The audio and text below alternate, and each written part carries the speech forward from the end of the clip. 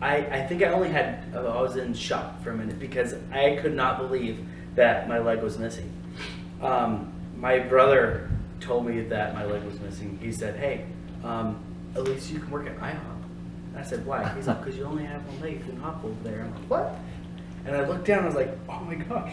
It was crazy. It just saw my leg and then it just goes boop, down to the bed. I was like, I was in shock. I was like, there's no way that it's gone. But then I moved it around a little bit. I'm like, whoa, it took me a minute, I guess, for my brain to process that it was actually gone. Because I was looking at it like, yeah, right. Like, yeah, I think it was just shock. Mm-hmm.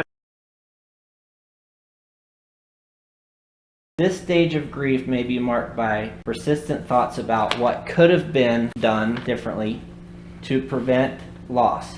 Some people become obsessed with thinking about specific ways things could have been done differently to save another person's life or to prevent a loss.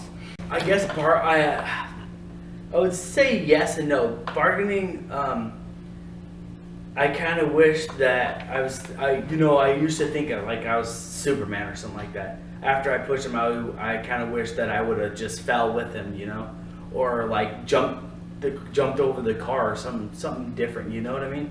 It's like I don't know. I wouldn't have changed anything I did, because I would have rather myself got hurt than him. He's done a lot of things for the police. So he's been a good cop. I looked in on him. I know a lot about him. So I know that he was a good guy and he deserves it. And I don't know. All right. I think I would have changed it. How about depression? Did you go through any stages of depression or anything like that? No, not really. I don't know if this would be depression. I guess I would say no. How about anger? Did you ever feel? Oh yeah. Talk to me about that. Yeah, I got angry a lot. Well, my ex-wife says that I was pretty angry. Not that I lost my leg or that I did it or anything like that. I guess I was just angry that there wasn't more help. Like with Able or like a bunch of different disability people that help people with disabilities.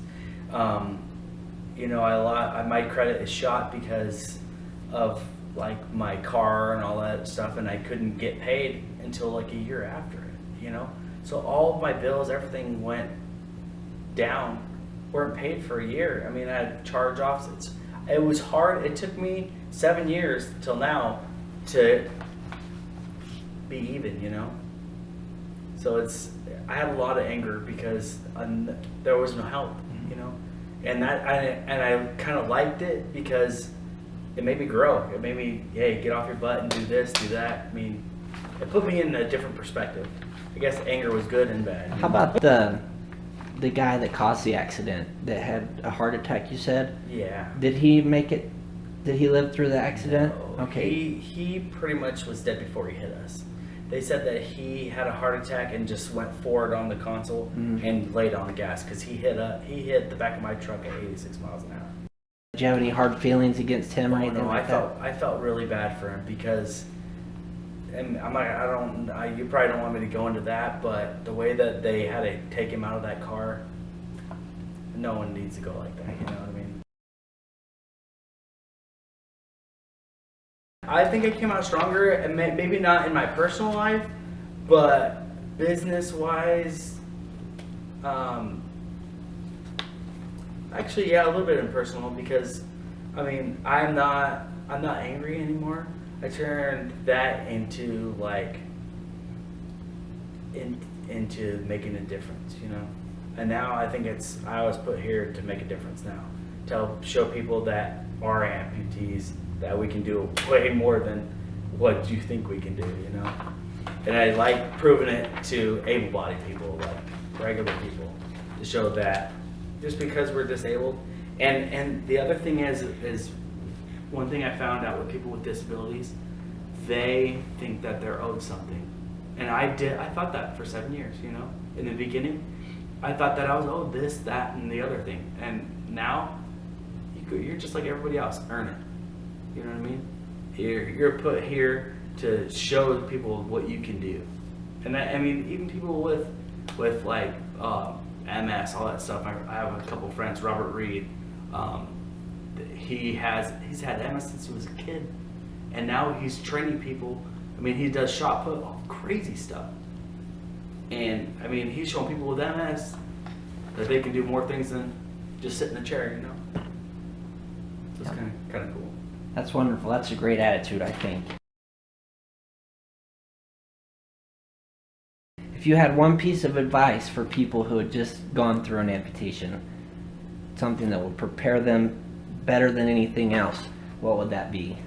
Have a good mindset.